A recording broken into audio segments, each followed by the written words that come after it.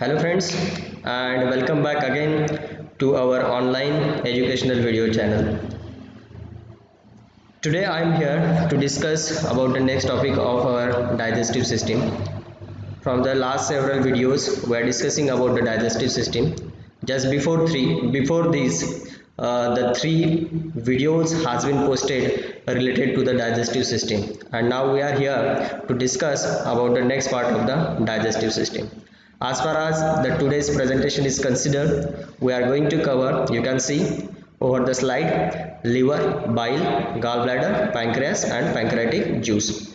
Definitely here our chapter is not going to be completed. Again the next part of the next remaining organs will be covered in the next upcoming videos. So let us start our today's discussion or the today's presentation right from the starting with liver.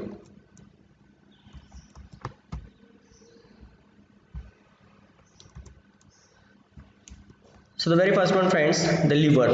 Liver, it is considered as the largest gland present in our body. It is reddish brown in color and is generally located in the upper part of the abdominal cavity, and it is just located below the diaphragm. Means it is the reddish brown gland which is located in the upper part of the abdominal cavity just below the diaphragm. It weighs about, its average weight it is about 1 to 2.3 kg in adult. Generally, it has been said that the liver is made up of the four lobes.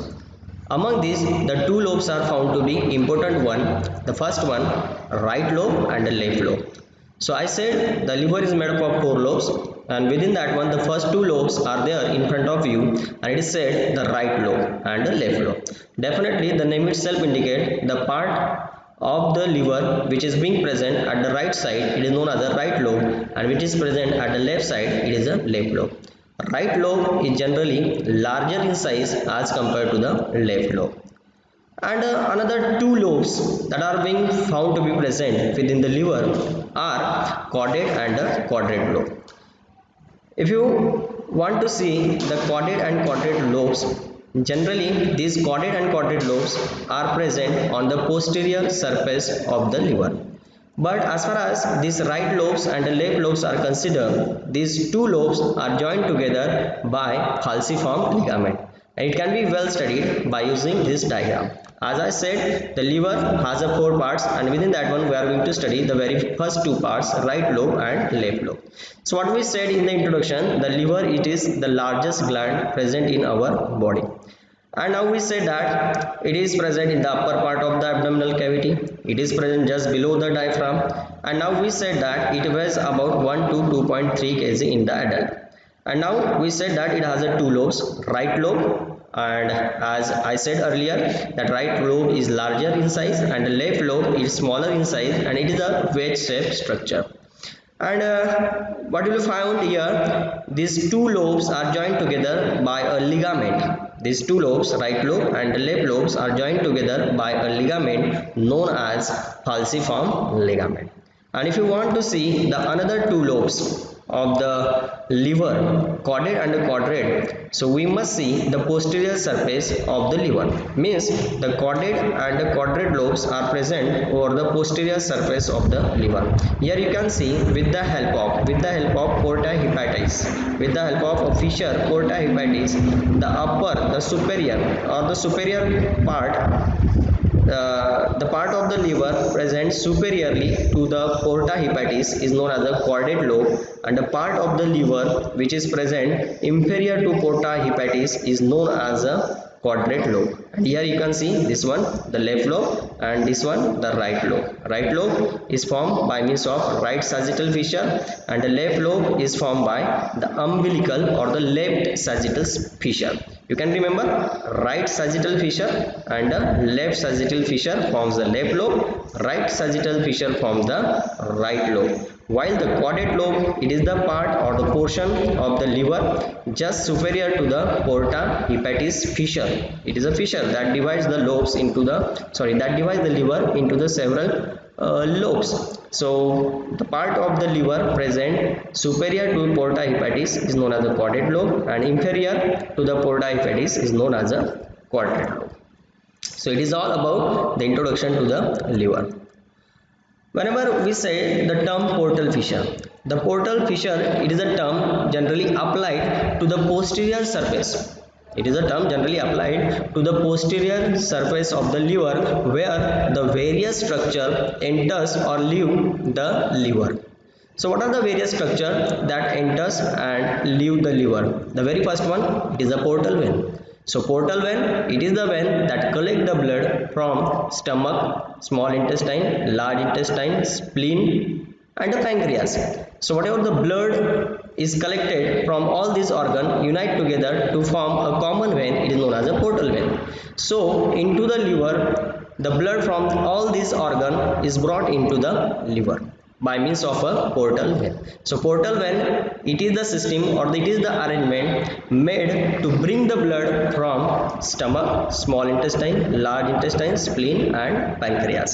So definitely the blood collected from the intestine, it is enriched with the nutrients. So the portal vein, whatever the blood is brought by the portal vein, it is enriched with the nutrients. Another one, the hepatic artery and the hepatic vein also opens into a structure, the posterior surface, posterior part of the liver, which is being known as a portal fissure. What I said, the portal fissure, it is the posterior part of the liver where the number of structure enters or leaves the number of structure enters or leave the liver. So hepatic artery enters into the liver and hepatic vein also enters into the liver within a part known as a portal fissure. Hepatic artery brings the blood from heart and this time it brings the oxygenated blood, and hepatic vein carries the blood away from liver into the inferior vena cava. Further this inferior vena cava opens into the heart. Hepatic artery brings the oxygenated blood, means supply of the oxygen to the liver is done by means of hepatic artery, and hepatic vein carries the blood, deoxygenated blood away from the liver. The large number of nerve fibers doesn't matter, it may be parasympathetic and the sympathetic also enters through the portal fissure into the liver. The right and left hepatic duct also leaves the liver through the region known as a portal fissure. The right hepatic duct collects the bile from the right lobe and the left hepatic duct collect the bile from the left lobe of the liver. Means right and left hepatic duct has the unique function to be carried out, that is nothing but what? The collection of bile from the liver, and further through the hepatic duct these bile secretions or these biliary secretions are stored into the gallbladder. The large number of lymph vessels also opens into the liver at the portal fissure. Now let us try to understand the structure of liver. What is this liver is made up of and how it carries its function. What makes it to carry its number of function. So it may be possible if we understand the structure of liver to understand all these things. So as far as the liver is considered, it is made up of the teeny functional unit, and this time these teeny functional units are known as lobules. A cluster of all these lobules is known as a lobe. So what we said, the right lobe, left lobe, quadrate lobe, caudate lobes, these are made up of the large number of lobules. So when the large number of lobules unite together or the cluster of lobules, it is known as a lobes. And now these lobules are generally hexagonal in structure, and this is made up of the cuboidal epithelial cells. Here you can find the liver lobules. These liver lobules are hexagonal in structure, and this time this hexagonal structure are made up of the cuboidal epithelial cells, and these cuboidal epithelial cells are known as hepatocytes. So what I said, you must understand the liver, it is made up of the teeny functional units known as the lobules, and these lobules are made up of the cuboidal epithelial cells, and these cuboidal epithelial cells are nothing but the hepatocytes. These are called hepatocytes. So generally these hepatocytes are arranged in a pair of columns radiating from the central vein.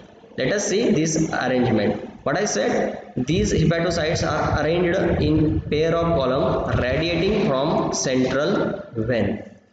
So here you can see a pair of hepatocytes. These are generally, hepatocytes are generally arranged in a pair radiating away from the central vein. This is nothing but what? The central vein. So next one, between the two pairs of the column of cells.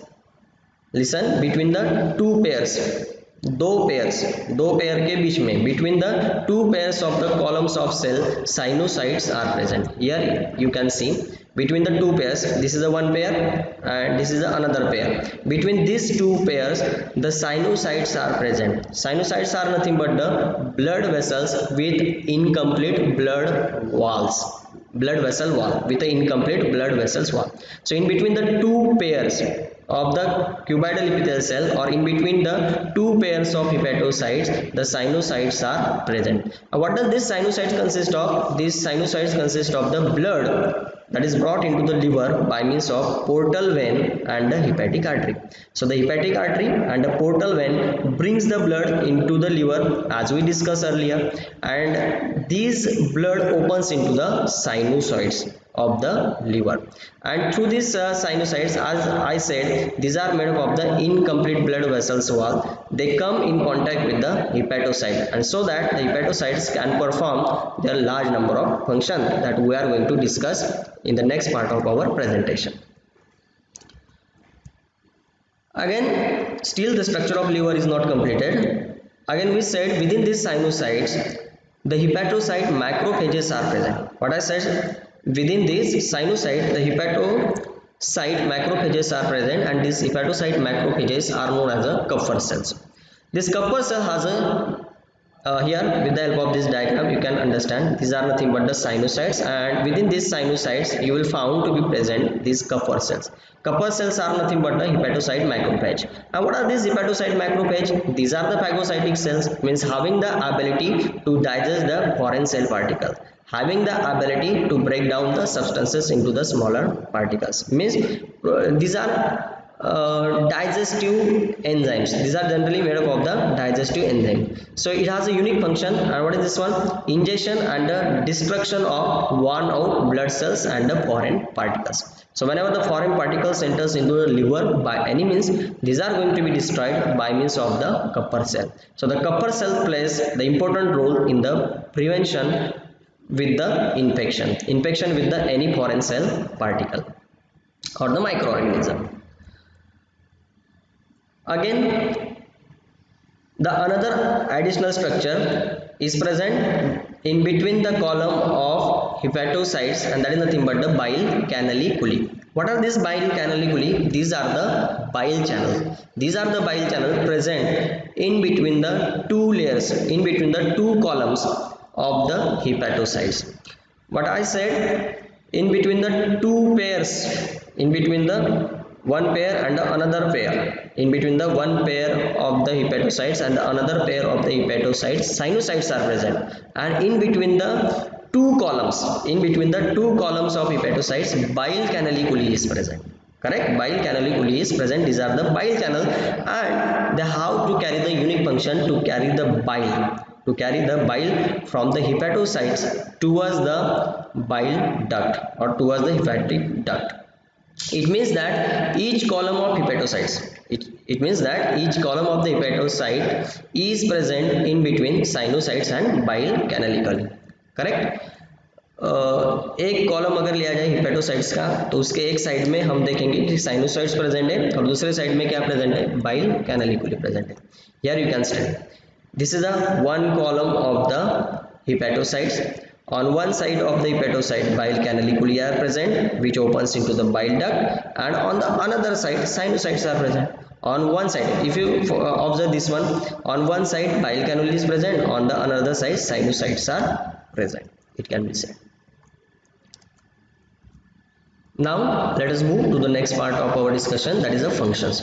A large number of variety of functions and the important functions that liver has to carry out. And it can be said that one cannot survive or one cannot live without a liver, as the large number of function has to be carried out by the liver. This liver is made up of the hepatocytes, and these hepatocytes consist of the large number of metabolic, oxidative and non-oxidative enzymes. So with the help of these oxidative and non-oxidative enzymes, liver carries the many metabolic functions, and liver carries the, rather than the metabolic function, it carries the many function. Let us discuss. The very first one, it carries the metabolism. So very first one, it carries the, let us study the carbohydrate metabolism. It carries the metabolism of carbohydrate, fats, proteins or the drugs, whatever you administer orally by the any other route can be metabolized by the liver. So let us first of all understand how the carbohydrate metabolism takes place in the liver. Before understanding the carbohydrate metabolism, we should understand first of all the meaning of metabolism. Metabolism means what? Metabolism, it involves the large number of chemical reactions where the one chemical form of a substance get converted into the another chemical form. Generally, we understand the metabolism in such a way that the large substances are broken down into the smaller substances. But it is not a definition for the metabolism. But within the metabolism, it is also possible to make the large substances from the smaller substances. Means what we have defined, the metabolism consists of the two parts, catabolism and anabolism. So whenever the large substances are broken down into the smaller substances, that kind of chemical reactions are known as a catabolism. And from the small substances, when the large substances are produced, it is known as a anabolism. So both type of reactions are going to be carried out, or both type of reactions are involved under the heading metabolism. So during the metabolism, some large substances may be formed or some large substances may be converted into the smaller particles. So what happens in a carbohydrate metabolism? So very first one, so carbohydrate, whenever the carbohydrate enters in our blood system, after the absorption, it is generally present in the form of glucose. After the absorption, whatever the carbohydrate present in our blood, it is the glucose. So if a large number of glucose is found to be present in our blood, so liver carry out its conversion into the glycogen, and this process is known as a glycogenesis. This glycogenesis takes place under the influence of hormone known as insulin. Again, whenever there is a decrease in the blood glucose level, whenever a person is suffering from the decrease in the blood glucose level, simultaneously this glycogen is again broken down into the glucose by means of a liver under the influence of another hormone known as a glucagon. And this process is known as glycogenolysis. Means now we studied the two process that liver has to carry out as far as carbohydrate metabolism is considered. First one, glycogenesis, and the second one, glycogenolysis. Glycogenesis requires the presence of insulin and glycogenolysis requires the presence of glucagon. Is that enough? As far as the carbohydrate metabolism is considered, nothing. Another one, the conversion of fructose and galactose to the glucose is also carried out within the liver.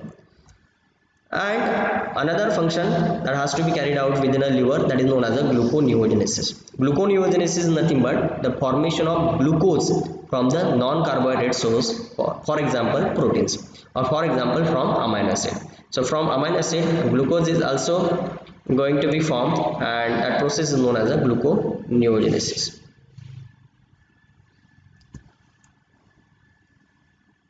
Another function or the metabolic function in which the liver is involved, it is the fat metabolism. As far as the fat metabolism is considered, the liver is involved in the production of energy through the oxidation of fatty acids. As we said, the certain substances are also going to be formed, so liver is also involved in the synthesis of cholesterol and the phospholipids. It is also involved in the formation of lipoproteins. Lipoproteins, so-called high density lipoproteins, low density lipoproteins, very low density lipoproteins, and chylomicrons are also formed within the liver. Liver is also responsible for the conversion of carbohydrates and proteins into the fats. Whenever the excess of carbohydrate is present, Whenever there is an excess of carbohydrate is present or excess of proteins are present, they are generally converted into the fat, and these changes are going to be carried out within the liver.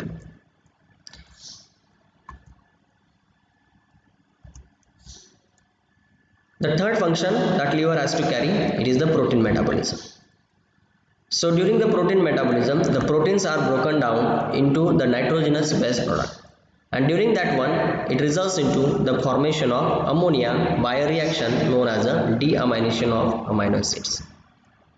It also results into the so formed ammonia into the urea so that it can be excreted through the urine. It is also responsible for the breakdown of nucleic acid into the uric acid. And it is also involved in the synthetic pathways, for example synthesis of plasma proteins and the immunoglobulins also takes place within the liver. The important function in which the liver is involved, that is nothing but what? The detoxification of drugs and the toxic substances. So by any means, if the drugs are administered within our body, it is going to be detoxified whenever it comes into the liver. So whatever the toxic substances or drugs enters in our body, its detoxification takes place into the liver. Most of the time when the drugs are given orally and when get absorbed into the portal vein, they have to enter into the liver. They have to enter into the liver through the portal circulation. And most of the drug, for example in case of triglyceryl nitrate, glyceryl trinitrate, for example glyceryl trinitrate, it has been found that whenever these drugs enters, such a drugs enters into the liver system, they are significantly destroyed into the liver by large number of enzymes present in the liver, and that results into the therapeutic failure of a drugs. So the certain drugs which significantly metabolized by the liver. So another important function that the liver has to carry out, it is the detoxification of drugs and the toxic substances. Whenever the substances are given orally, they have to first of all enter into the liver to the portal vein, and there are chances the drugs administered orally get destroyed by the liver, and if the extent at which the drugs are destroyed are significant, then it results into the therapeutic failure. So certain drugs when given orally, it results into therapeutically failure. For example, glycerin trinitrate. Glyceryl trinitrate when given orally, it is rapidly metabolized into its inactive form. So generally glyceryl trinitrate, it is not given orally, it is given sublingually to bypass this effect. And the destruction of a drug into the liver, it is known as the first pass effect. It also provides the protection, the large number of lymphoid tissue, and as I said, the hepatocyte macrophages are present. They provide the protection us from the certain toxic substances. It also carry out the breakdown of RBCs. The RBCs, we said the lifespan of the RBCs is about 90 to 120 days. After every 90 to 120 days, the RBCs are destroyed. Each RBC is destroyed, and this RBC is broken down into the bilirubin. The metabolic waste product of the RBCs is bilirubin, and the next one it is get converted into biliverdin. Liver is also involved in the secretion of bile, and this bile is generally extracted from the blood present within the sinusoids. Formation of bile takes place by the hepatocytes, and generally it takes place through the blood that is being present within the sinusoids. The large number of chemical reactions takes place within the liver, and most of these chemical reactions are exothermic in nature. So the liver is involved in in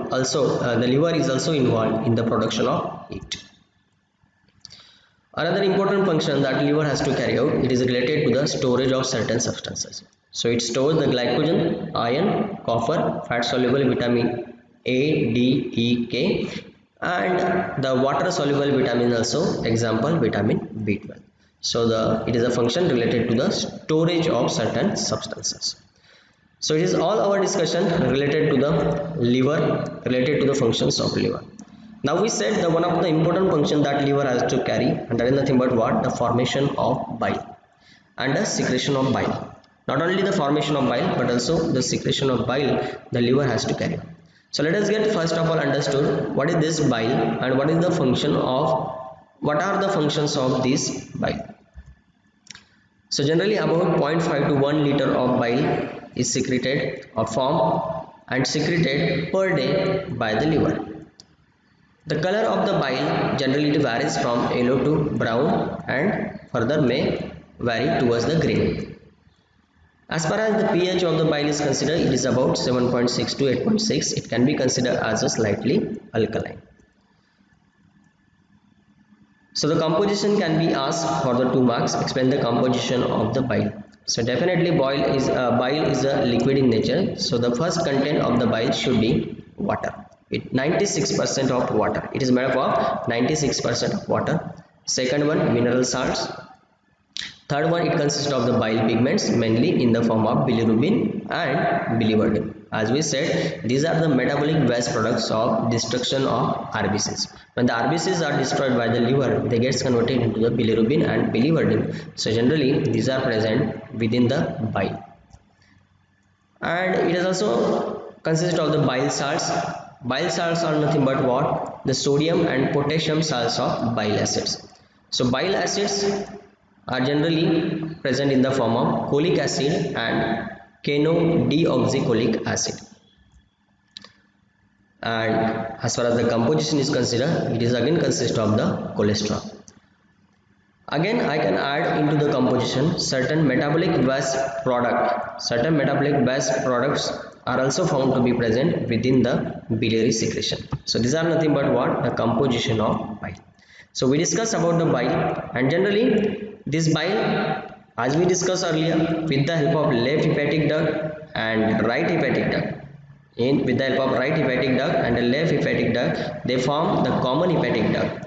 And through the common hepatic duct, this bile is secreted into the gallbladder, where it is temporarily stored. Correct? And through the gallbladder, this bile secretion takes place into the duodenum, where it forms the combined opening along with the pancreatic duct to form the hepatopancreatic ampulla. So through the hepatopancreatic ampulla, the bile secretions are secreted into the duodenum. It has a common opening with the pancreatic duct.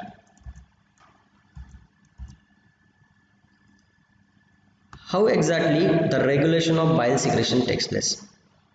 So the very first one, vagal stimulation, control the bile secretion, and another 2 hormones that are also there that control the bile secretion, cholecystokinin and secretin.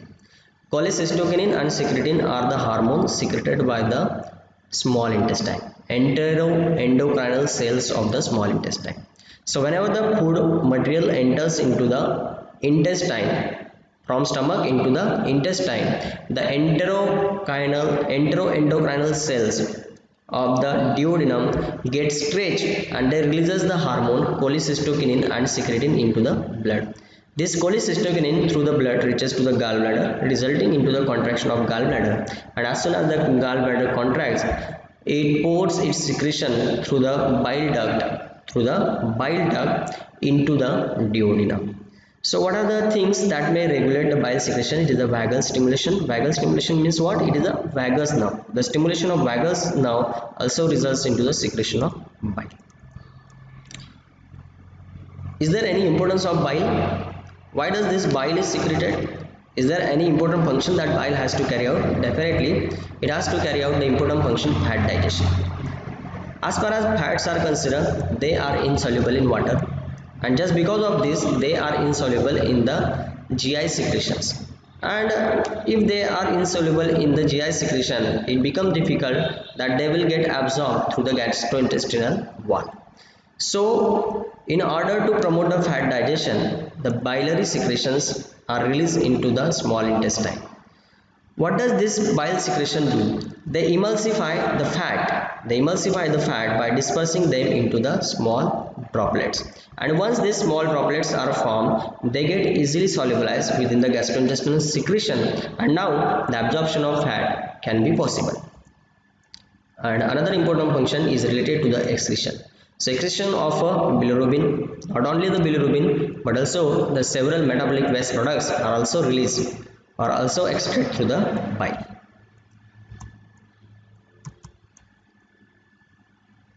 Now as far as the liver is concerned, our discussion related to the anatomy and physiology of liver is over. Now let us get introduced to the gallbladder.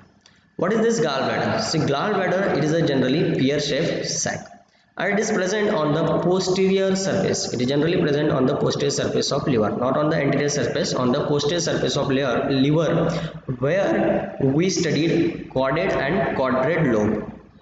जहाँ पे हमने quadrat और quadrat lobe दिखे, वहीं पे a pear shape sac present है and that is nothing but what? gallbladder. It is attached to the posterior surface. What we said, it is attached to the posterior surface of a liver by means of a connective tissue. Here you can find on the posterior surface of the liver, here it is the gallbladder. So gallbladder, with the help of cystic duct, it opens into the cystic duct, and this cystic duct combines with the common hepatic duct. Cystic duct combines with the common hepatic duct to form the common bile duct. Here the name is given, it is somewhat wrong. This arrow should be here. This is a common hepatic duct. What is this common hepatic duct? Common hepatic duct is formed by the union of left hepatic duct and the right hepatic duct. Right hepatic duct collect the bile from right lobe of the liver, and the left hepatic duct collect the bile from left lobe of the liver. These both left hepatic duct and right hepatic duct unite to form common hepatic duct. Common hepatic duct and cystic duct unite together to form the common bile duct. And what we said earlier, what we discussed earlier, this common bile duct along with the pancreatic duct opens into the duodenum through the hepatopancreatic ampulla. And this hepatopancreatic ampulla is guarded by the sphincters known as the hepatopancreatic sphincter, and this sphincter controls the flow of bile secretion as well as pancreatic secretion into the duodenum. Whether this sphincters will decide whether the bile secretions or the pancreatic secretion to be released into duodenum or not. So unless and otherwise these sphincters are open. So these sphincters get open under the influence of hormone cholecystokinin. So whenever the cholecystokinin is released, as we discussed earlier, so it results into the opening of these sphincters, and it also results into the contraction of gallbladder. As soon as the contraction of gallbladder takes place, the bile present in the gallbladder enters in through the cystic duct into the common bile duct and enters into the duodenum. That's all. As far as the structure of gallbladder is considered, it is made up of the 3 layers, and these 3 layers are not different than that of what we studied in the basic structure of alimentary canal. Just the submucosal layer is found to be absent. So rather than the submucosal layer, all these 3 layers are present: peritoneum, the outermost layer, below that one muscle layer, and the innermost layer mucous membrane.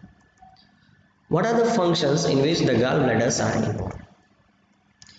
The very first function in which the gallbladder is involved, it is the storage of bile.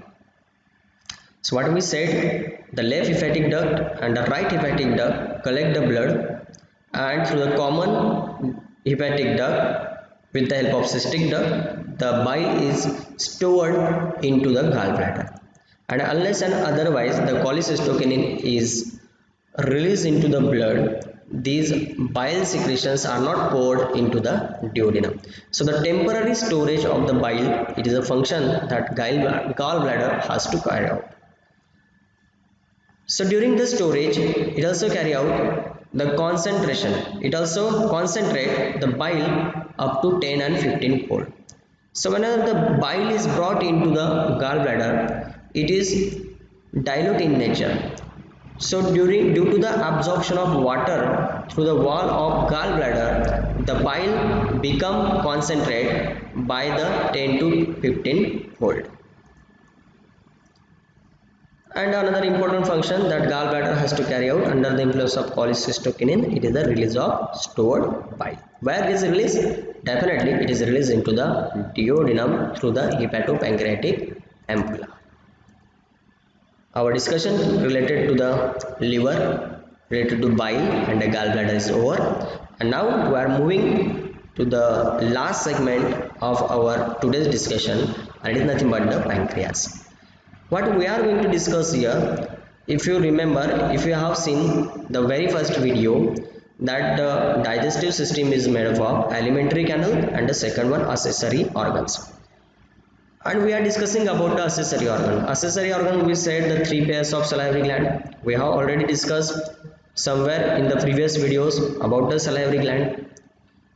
Another one, second accessory organ present in the GIT, it is liver. We discussed just before the start of just we discussed about the liver, and now the pancreas.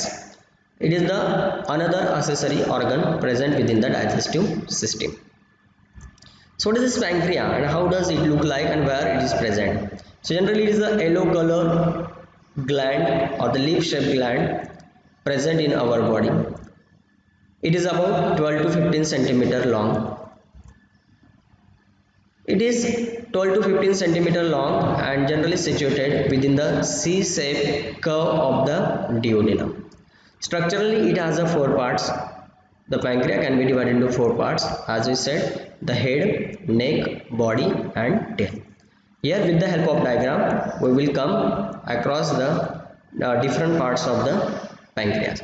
What we said, it is the yellow color leaf-shaped gland. Definitely you can see here.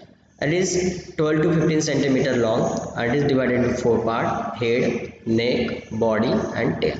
The head of the pancreas fits into the C-shaped curve of the duodenum. This is nothing but what? The duodenum. The first 25 centimeter part of the small intestine, which is called duodenum. So the head of the pancreas fits into the C-shaped curve of the duodenum. The head extends towards the left side to form the neck, which further extend to form the body, which further extend to form tail, and tail is extended at the level of the spleen. We said structurally liver has the 4 parts, and now functionally it has the 2 parts. One exocrinal part and the second one endocrinal part. As far as the digestive system is concerned, we should focus exocrinal part of the digestive system. While as the endocrinal part of the pancreas is considered, it can be well studied within a chapter known as the endocrinal system. So whenever we study endocrinal system, at that time the pancreas should be covered. So as such, the pancreas can be considered as an endocrinal as well as exocrinal gland. It acts as both exocrinal as well as endocrinal gland. So let us first of all get understood how does this exocrinal part of the pancreas work, or how it differs from the exocrinal part of the pancreas. Exocrinal pancreas, it is made up of the group of specialized cells, and this group of specialized cells is known as pancreatic islets of Langerhans. Means the endocrinal part of the pancreas is made up of the specialized cell, and this specialized cells is known as the pancreatic islets of Langerhans. Generally 4 types of pancreatic islets of Langerhans are present. First one, alpha cells of islets of Langerhans. They constitute about the 25% part of the endocrinal pancreas, and they are involved in the secretion of hormone glucagon. And we know very well what are these endocrinal part. Endocrine means what? These are the ductless gland, and these glands or these cells pour their secretions directly into the blood circulation, and the secretions of these endocrinal glands are known as a hormone. So whenever the alpha cells of islets of Langerhans secrete the glucagon, it is nothing but the hormone. Another one, it is made up of the beta cells of islets of Langerhans, and they constitutes about 60% of the endocrinal pancreas, and it is involved in the secretion of insulin. Insulin has to carry out the unique function, that is decrease in the blood glucose level, while glucagon is involved in increase in the blood glucose level. So whenever there is a decrease in the blood glucose level, glucagon gets activated to increase the blood glucose level, and whenever there is an increased blood glucose level, insulin is released to decrease the blood glucose level. Another type of cells are present known as the delta cells of islets of Langerhans. They constitutes about 10% of the pancreas, and they secrete somatostatin. Somatostatin, which is also known as growth hormone inhibiting hormone. Somatostatin controls over the release of glucagon and insulin.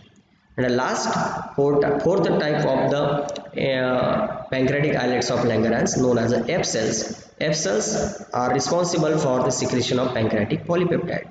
These pancreatic polypeptides are responsible for the activation of digestive enzymes. So the endocrinal part of the pancreas is involved in the secretion of certain hormones. And now let us get understood the exocrine part of pancreas, and as far as the digestive system is involved, we must explain the exocrine part of the pancreas. As far as the exocrine part of the pancreas is considered, it is made up of the acinar cells. And what is this acinar cells is made up of? These acinar cells are made up of the large number of secretory cells, and a cluster of this acinar cell is results into the formation of lobules. So the exocrine pancreas is made up of the large number of lobules, and these lobules are made up of the acinar cells. Means what? Acini. And what does this acini are made up of? These are made up of the secretory cells. So we can say the exocrine part of the pancreas is made up of acinar cell, and the endocrinal part of the pancreas is made up of islets of Langerhans. These acinar cells has the small teeny duct, and these large teeny duct unite together to form the pancreatic duct. It can be well studied with the help of this diagram. Let us have this diagram. These are nothing but the acinar cells. Through the large number of small teeny duct, they open into a common structure to form the large duct, and these large ducts, intercalated duct, opens to form the large duct. It is known as a pancreatic duct. And this pancreatic duct, here you can find this one, the middle line. This is nothing but the pancreatic duct. This pancreatic duct along with the common bile duct opens into the duodenum, as we discussed earlier. So acinar cell has to carry out the unique function, and that is nothing but what? The formation of pancreatic juice. So whatever the pancreatic juice is formed, it is released through the duct into the pancreatic duct, and through this pancreatic duct, this pancreatic juice is released into the duodenum. Here you can see the magnified image. Here you can see the magnified image of the pancreatic acinar cell, and as well as the centroacinar cells. So this is nothing but the centroacinar cells. Means what? The large number of duct opens into the centroacinar cell, and large number of centroacinar cells opens into the pancreatic duct. All this pancreatic duct joins with common bile duct to form the hepatopancreatic ampulla, as we discussed. And the unique function that the pancreas has to carry out, it is the formation of pancreatic juice. So we said the pancreas are involved in the formation of pancreatic juice. So we should get familiar with the pancreatic juice. So juice, it is also fluid, liquid in nature. So how much of the pancreatic juice is secreted? So generally 500 to 1000 ml of pancreatic secretion or the pancreatic juice is secreted daily by the pancreas. Its pH is found to be alkaline. It is almost equal to 8. Let us get introduced to composition. The very first composition should be water. Yes, it is, as it is liquid in nature. Another one, it consists of large number of enzymes that can be considered as organic content. Large number of enzymes in the form of proteolytic enzyme. So proteolytic enzymes in the form of trypsin and chymotrypsin. So we remember these names. As far as the composition of pancreas are considered, the question can be asked for the 2 marks. Explain or enlist the composition of pancreatic juice. The question can be asked. So very first one, water. Second one, we said the organic content. In that one, it consists of the pancreatic proteolytic enzymes, trypsin and chymotrypsin. Pancreatic amylase. It is said the pancreatic amylase. Just because of this, before this, we also come in contact with the amylase. At that time, it was said salivary amylase. So amylase is also present in the saliva. At that time, it is known as a salivary amylase. At that time we also said that the function of amylase is nothing but the breakdown of starch or the breakdown of polysaccharides into the disaccharide and monosaccharide. So carbohydrate splitting enzyme, pancreatic amylase, which is being involved in the breakdown of starch or the breakdown of polysaccharides. Polysaccharide that may be present in the duodenum. Polysaccharides, the form of the carbohydrates, if they are present within the duodenum, small intestine, they are broken down into the disaccharides. Proteolytic enzyme trypsin and chymotrypsin break down the proteins into the peptide structure, into the peptide chains, and further these peptides can be broken down into the amino acids. It is also made up of the fat splitting enzyme. So it has a proteolytic enzyme, it has a carbohydrate splitting enzyme, and it is also having the fat splitting enzyme, and it is pancreatic lipase, cholesterol esterase, and phospholipase. What should be the function?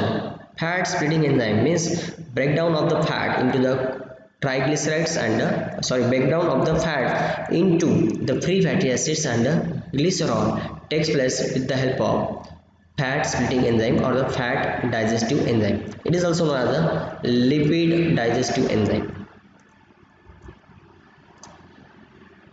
Another content, it consists of various ions, for example bicarbonate, calcium, sodium, magnesium, sulfates are also found to be present within the pancreatic juice. So be remember what are the pancreatic juice, how they are released into the duodenum, and what are their composition, water and large number of enzyme. Which enzyme? Proteolytic enzyme, carbohydrate breaking enzyme, and the fat splitting enzymes, correct? And inorganic content, various ions in the form of bicarbonates, and just because of these bicarbonates the pH of the pancreatic juice, it is alkaline.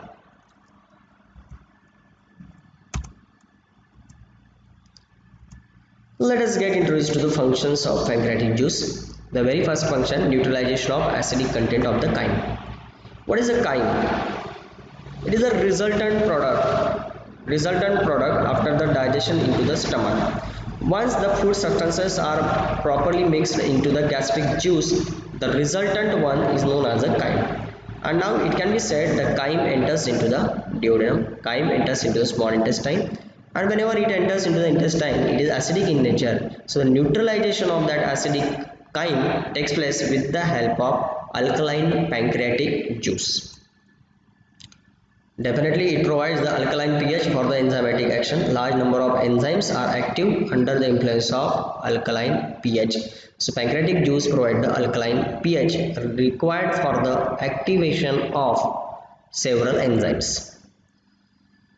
We said the polysaccharides in the form of glycogen, starch, cellulose, whatever may be present in the food, it can be broken down into the disaccharides and the monosaccharide with the help of enzyme pancreatic amylase. Hydrolysis of water-soluble esters of fats also takes place with the help of certain lipid-soluble enzymes or the lipid digestive enzymes. So what we can say, the pancreatic juice is involved in the digestion of carbohydrate, fats and proteins. And means what? The chemical digestion of carbohydrate, fats and protein just takes place with the help of pancreatic juice. So that's all what we said, that we have to cover liver, bile, gallbladder, pancreas and pancreatic juice. All these things we have covered as far as today's presentation is considered. So thank you very much as usual for watching, and for any query, doubt or the suggestion, feel free to comment. And another one, I have added additional one. Do not forget to like the video if you found beneficial. Thank you very much.